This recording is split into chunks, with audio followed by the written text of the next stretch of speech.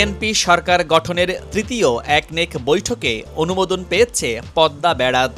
এরই মধ্যে তিস্তা প্রকল্প বাস্তবায়নের তোড়জোড় চলছে। বরিশাল ভোলা সেতু, নবম চীনমৈত্রী সেতুসহ নদীকেন্দ্রিক বড় অবকাঠামো বাস্তবায়নের পথে হাঁটছে বর্তমান সরকার, যার ফলে বদলে যাচ্ছে দেশের যোগাযোগ খাত। আসছে বড় পরিবর্তন। প্রমত্তা পদ্মার বুকে নির্মিত হতে যাচ্ছে আরেকটি সেতু, যেটি হবে দ্বিতীয় পদ্মা সেতু। আর এটি হতে যাচ্ছে দেশের দ্বিতীয় দীর্ঘতম সেতু। বর্তমানে যমুনার বুকে যমুনা সেতুকে পেছনে ফেলে এটি হতে যাচ্ছে দেশের দ্বিতীয় দীর্ঘতম সেতু। এরই মধ্যে বর্তমান সরকার ঘোষণা করেছে শিগগিরই শুরু হচ্ছে এই সেতুর কাজ। কেমন হবে দ্বিতীয় পদ্মা সেতু আর কোন রুটে হচ্ছে এই সেতু, চালুই বা হবে কবে, জানাবো বিস্তারিত। চোখ রাখুন এই প্রতিবেদনে। পদ্মা সেতু চালু হবার ফলে দক্ষিণ পশ্চিমাঞ্চলের অনেক জেলার মানুষের যাতায়াত যেমন সহজ হয়েছে, তেমনি দেশের মধ্য ও উত্তর পশ্চিমাঞ্চলের কিছু জেলার বাসিন্দাদের পদ্মা নদী পারাপারে পাটুরিয়া দৌলদিয়া অবস্থানের চেয়ে মাওয়া জাজিরায় অবস্থানে বেশি সময় লাগছে। পদ্মা সেতু চালু হবার পরেও রাজধানীর অন্যতম বাস স্ট্যান্ড গাবতলী থেকে ঢাকা আরিচা নবীনগর মানিকগঞ্জ মহাসড়ক হয়ে দক্ষিণ পশ্চিমাঞ্চলের কিছু জেলার মানুষ ফেরি দিয়ে পদ্মা নদী পার হতে হচ্ছে। ঢাকা এবং দেশের পূর্বাঞ্চলের সঙ্গে মেহেরপুর, চুয়াডাঙ্গা, কুষ্টিয়া, ঝিনাইদহ, মাগুরা, রাজবাড়ী, ফরিদপুর, নড়াইলের একাংশ, গোপালগঞ্জ, যশোর এবং মাদারীপুর জেলার দূরত্ব কমানোর জন্য পাটুরিয়া দৌলদিয়া অবস্থানে দ্বিতীয় পদ্মা সেতু নির্মাণ করা হবে। এছাড়া রাজবাড়ী সহ এই অঞ্চলের মানুষের গোয়ালন্দ পাটুরিয়া রুটে আলাদা একটি সেতু নির্মাণের দাবি দীর্ঘদিনের। সম্প্রতি রাজবাড়ীর দৌলদিয়া ফেরিঘাট এলাকায় বাস নদীতে পড়ে বহু হতাহতের ঘটনার পর আবারও আলোচনায় এসেছে দ্বিতীয় পদ্মা সেতু প্রকল্প। সংশ্লিষ্টদের মতে এ রুটে সেতু থাকলে এমন দুর্ঘটনার ঝুঁকি অনেকটাই কমে যেত, পাশাপাশি ফেরি পারাপারের দীর্ঘদিনের দুর্ভোগও লাঘব হতো।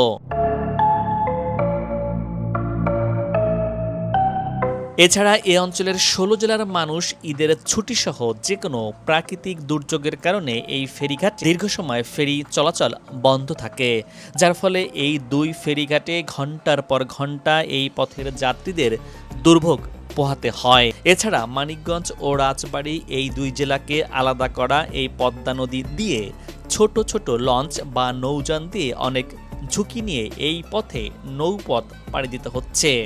অনেক সময় দুর্ঘটনার সম্মুখীন হতে হয়। বর্তমানে এইসব ঝুঁকি ঝামেলা থেকে রেহাই পেতে এই পথে পদ্মা নদীতে দ্বিতীয় পদ্মা সেতু দরকার বলে মনে করছেন এ অঞ্চলের বাসিন্দারা। অবশেষে দ্বিতীয় পদ্মা সেতু নির্মিত হচ্ছে। নির্বাচনী ইশতেহার বাস্তবায়নে দ্বিতীয় পদ্মা সেতু নির্মাণ করতে যাচ্ছে বর্তমান বিএনপি সরকার। বিএনপি সরকারের প্রথম উন্নয়ন বাজেটে থাকছে দ্বিতীয় পদ্মা সেতু। দেশের দক্ষিণ পশ্চিমাঞ্চলের যোগাযোগ ব্যবস্থায় বৈপ্লবিক পরিবর্তন আনতে দ্বিতীয় পদ্মা সেতু নির্মাণের প্রস্তুতি শুরু করেছে সরকার। সম্ভাব্য এই সেতুটি দৌলদিয়া পাটুরিয়া রুটসহ ৩টি প্রস্তাবনা আছে। এরই মধ্যে সেতু নির্মাণের জন্য সম্ভাব্যতা যাচাইয়ের কাজ শেষ হয়েছে। আর এমনটাই জানিয়েছেন সড়ক পরিবহন ও সেতু মন্ত্রী শেখ রবিউল আলম। মন্ত্রী জানিয়েছেন সেতু নির্মাণের অর্থায়ন নিয়ে বর্তমানে আলোচনা চলছে। সেতুর প্রাক প্রস্তুতির কাজও এগিয়ে চলছে। এর অংশ হিসেবে 2026-27 অর্থ বছরের বার্ষিক উন্নয়ন কর্মসূচিতে এডিপি সেতু প্রকল্পের জন্য অর্থ বরাদ্দ রাখা হয়েছে। পরামর্শক নিয়োগের মাধ্যমে এগিয়ে নেওয়া হচ্ছে প্রাথমিক কাজ। দক্ষিণ পশ্চিমাঞ্চলের স্বপ্নের দুয়ার দ্বিতীয় পদ্মা সেতু।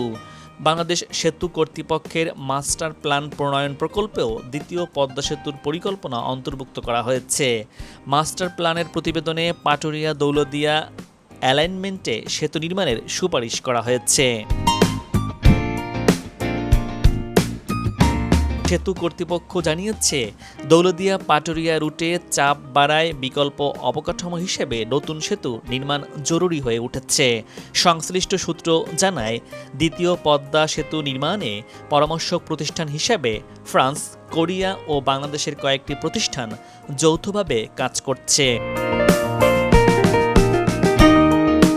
পরিকল্পনা অনুযায়ী 2032 সালের মধ্যে সেতুটি নির্মাণের লক্ষ্য রয়েছে সরকারের। প্রস্তাবিত সেতুর দৈর্ঘ্য হবে প্রায় 4.9 কিলোমিটার। প্রস্থ হওয়ার কথা রয়েছে 18.1 মিটার। দুই প্রান্তে সংযোগ সড়ক হবে 15.5 কিলোমিটার। প্রথম পদ্মার মতো দ্বিতীয় এই সেতুতে রেল সংযোগ থাকছে। এতে করে দেশের রেল নেটওয়ার্ক আরও বিস্তৃতি হবে, যার ফলে নতুন একটি জেলা মানিকগঞ্জ জেলা রেল নেটওয়ার্কের আওতায় চলে আসবে।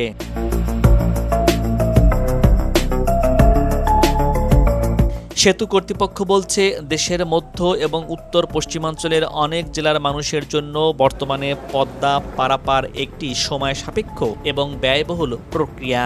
মেহেরপুর, চুয়াডাঙ্গা, কুষ্টিয়া, ঝিনাইদহ, মাগুরা, রাজবাড়ী, ফরিদপুর, নড়াইল, গোপালগঞ্জ, যশোর ও মাদারীপুর সহ বিভিন্ন জেলার যাত্রীদের ঢাকায় যেতে এখনও দৌলতদিয়া পাটুরিয়া ফেরিঘাটের উপর নির্ভর করতে হচ্ছে। যানবাহনের অতিরিক্ত চাপের কারণে অনেক সময় ঘন্টার পর ঘন্টা ঘাটে অপেক্ষা করতে হয় যাত্রীদের। বর্তমানে দৌলতদিয়া পাটুরিয়া রুটে কুষ্টিয়া থেকে ঢাকার দূরত্ব প্রায় 175 কিলোমিটার। আবার সিরাজগঞ্জ ঘুরে যমুনা সেতু ব্যবহার করলে দূরত্ব বেড়ে প্রায় 270 কিলোমিটার হয়। এ পথেও যানজট নিয়মিত সমস্যা। অন্যদিকে পদ্মা সেতু হয়ে কুষ্টিয়া থেকে ঢাকায় যেতে প্রায় 225 কিলোমিটার পথ অতিক্রম করতে হয়। যে কোনো পথই বাস, ট্রাক চলাচলে 6 থেকে 7 ঘন্টা, কখনো আরও বেশি সময় লেগে যায়। মেহেরপুর ও চুয়াডাঙ্গা থেকে সময় আরও বেশি লাগে। মুন্সিগঞ্জের মাওয়া ও শরীয়তপুরের জাজিরার মধ্যে স্থাপিত বর্তমান পদ্মা সেতুর মূল দৈর্ঘ্য 6.15 কিলোমিটার। দুই প্রান্তের উড়াল পথ ভায়াট্রাক 3.68 কিলোমিটার। সব মিলিয়ে সেতুর দৈর্ঘ্য 9.83 কিলোমিটার। পদ্মা সেতু প্রকল্পের ব্যয় ধরা হয়েছিল 30,000 কোটি টাকার বেশি। 2022 সালে এই পদ্মা সেতুর উদ্বোধন করা হয়। পাটুরিয়া দৌলতদিয়া রুটে দ্বিতীয় পদ্মা সেতু নির্মিত হলে রাজধানী ঢাকার সাথে দক্ষিণাঞ্চল এবং দক্ষিণ পশ্চিমাঞ্চলের জেলাগুলোর সাথে সরাসরি সড়ক যোগাযোগ স্থাপনের ফলে দূরত্ব ও যাতায়াতের সময় অনেকাংশে কমে আসবে। মোংলা ও পায়রা সমুদ্র বন্দর এবং দর্শনা ও বেনাপোল স্থল বন্দরের সাথে রাজধানী এবং পূর্বাঞ্চলের ব্যবসা বাণিজ্যের গতিশীলতা বহুগুণ বৃদ্ধি পাবে। দক্ষিণাঞ্চলের উৎপাদিত কৃষি পণ্য, মাছ ও মাছ এবং কুটির শিল্পের পণ্য দ্রুততম সময়ে ঢাকাসহ বড় বড় বাজারে পৌঁছানো সম্ভব হবে। এই মেঘা অবকাঠামোকে কেন্দ্র করে নতুন শিল্প, কলকারখানা, হিমাগার ও পর্যটন কেন্দ্র গড়ে উঠবে, যা ব্যাপক কর্মসংস্থানের সুযোগ সৃষ্টি করবে। সার্বিকভাবে এটি দেশের জিডিপি বৃদ্ধিতে বড় ধরনের ভূমিকা রাখবে এবং সামগ্রিক দারিদ্র্য বিমোচনে সাহায্য করবে। দেশের অর্থনৈতিক প্রবৃদ্ধি ও ব্যাপক আঞ্চলিক যোগাযোগের ক্ষেত্রে যুগান্তকারী ভূমিকা রাখবে এই দ্বিতীয় পদ্মা সেতু। দর্শক, এবার বিদায় নিচ্ছি। আগামীতে আবারও দেখা হবে নতুন কোনো ভিডিও চিত্র নিয়ে। ভিডিওটি কেমন লেগেছে আপনার গুরুত্বপূর্ণ মতামত জানিয়ে ভিডিওটি শেয়ার করুন। আর আপনি যদি চ্যানেলটিতে নতুন হয়ে থাকেন তাহলে চ্যানেলটি সাবস্ক্রাইব করে পাশে থাকুন। ভালো থাকুন, নিরাপদে থাকুন এবং সাথী থাকুন।